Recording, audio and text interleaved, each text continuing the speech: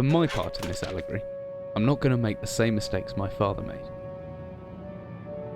Howard vanished from my mother's life before I was even in it, so when he sent me a letter a few days after Mum's funeral, it was the first I'd ever heard from him.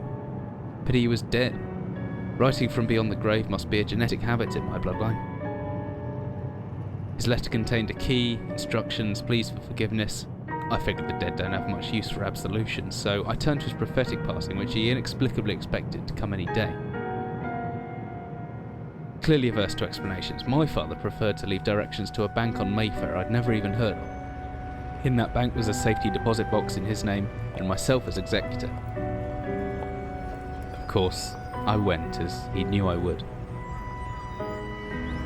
I discovered that despite the evidence, he'd been legally declared dead almost 30 years ago, and so the old book and collection of notes I found had, in the eyes of the law, been mine all this time.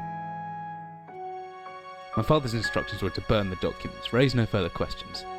But that was his error. No man's immune to the shameful trappings of curiosity, and my humanity got the better of me. The university I taught at was world-renowned for two things: physics and linguistics. I represented the first, and the man who stood for the second was stumped by my recent acquisition. The book was indecipherable. The notes, however, showed a location somewhere in uninhabited northern Greenland. It took me almost a year to book the last flight I'd ever take. As I watched civilization disappear along with Heathrow, I realised my father had disappeared 3 decades ago, almost to the day, and I considered in turn what it was that I was leaving behind. We landed on a strip of ice a few feet wide, and within minutes I was pulling away on a chartered boat, beginning the 12-hour journey that would lead me into my past.